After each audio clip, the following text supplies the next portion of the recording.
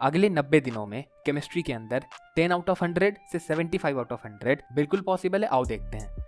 सबसे पहले तो इतने सारे चैप्टर्स हैं, सबको एक साथ करने बैठोगे तो कुछ रिजल्ट नहीं दिखेगा। तो इसके लिए तुम्हें चैप्टर्स एक एक करके उनके प्रायोरिटी के अकॉर्डिंग उठाने हैं एंड उनको कंप्लीट करना है। Priority at a basic level तुम्हें डिसाइड करनी है चैप्टर के वेटेज और टफनेस को देखकर, अपने गोल और टाइम कंस्ट्रेंट को ध्यान में रखकर और थोड़ा सा लॉजिक और कॉमन सेंस लगाकर। ये सारी मेहनत तुम्हारे लिए हमने कर दी है इस बकेट लिस्ट को बना करके। अब इसको कैसे फॉलो करना है वो एक्सप्लेन करने से पहले कुछ चीजें जानना जरूरी है। पहली तो यहाँ पे मैंने चैप्टर्स के वेटेज के लिए पिछले 5 सालों के ट्रेंड को कंसिडर किया है। दूसरी, ये लिस्ट एक एवरेज जेईई एस्पिरेंट को पर्सपेक्टिव में रखकर बनाई गई है। जैसे कि तुम में से मैक्सिमम लोगों की 12th कंपेरेटिवली बेटर होती है बोर्ड्स के प्रेशर के कारण, और 11th का फर्स्ट हाफ भी ठीक रहता है, लेकिन 11th का दूसरा हाफ जिसमें ऑर्गेनिक भी आ जाती है वो थोड़ा सा कमजोर रह जाता है। तो ऐसी चीजों को हमने कंसीडर किया इसे डिजाइन करते वक्त। तीसरी चीज, तुम्हारे पास केवल आखिरी के 3 महीने बाकी रह गए हैं, तो पहले 2 महीने में क्या करना है और लास्ट के 20-30 दिनों में तुम क्या कर सकते हो वो भी इंक्लूडेड है। सिर्फ एक प्रीरिक्विजिट है, तुम्हें फंडामेंटल चैप्टर्स जैसे एटॉमिक स्ट्रक्चर,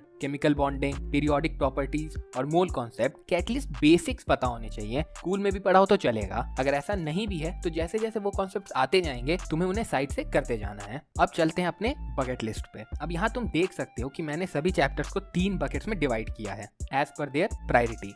इन जनरल प्रायोरिटी वाइज बकेट 1 सबसे पहले आता है, फिर बकेट 3 एंड देन बकेट 2।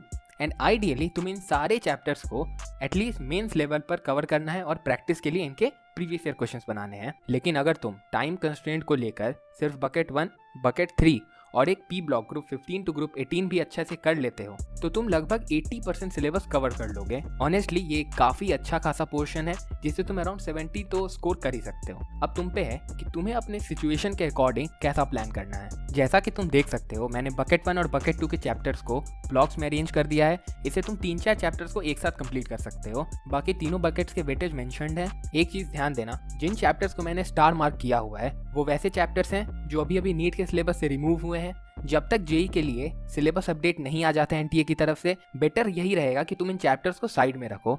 वैसे भी इनमें से सिर्फ एस ब्लॉक ही है जो बकेट 1 में है ड्यू टू हाई वेटेज, बाकी सारे तो बकेट 3 में ही है जो तुम्हें आखिरी के दिनों में करने हैं और तब तक तो एनटीए सिलेबस निकाल ही देगी, होप सो। पी ब्लॉक भी एनसीईआरटी से रिमूव हुई है तो उसको भी साइड में रखो अभी के लिए। अगर सिलेबस में रहा तो प्रायोरिटी वाइज कर लेंगे, लेकिन अगर नीट की तरह जेईई का भी सिलेबस रिड्यूस होता है तो तुम्हारे लिए 100% सिलेबस कवर करना बहुत ही ज़्यादा इंपॉर्टेंट हो जाएगा, सिंस ऑर्गेनिक और फिजिकल की वेटेज काफ़ी बढ़ जाएगी। अगर नए सिलेबस में कुछ ज़्यादा ही चेंजेस रहेंगे तो मैं एक नई वीडियो बना दूंगा इस पे। अभी के लिए तुम ये वाली फॉलो कर सकते हो।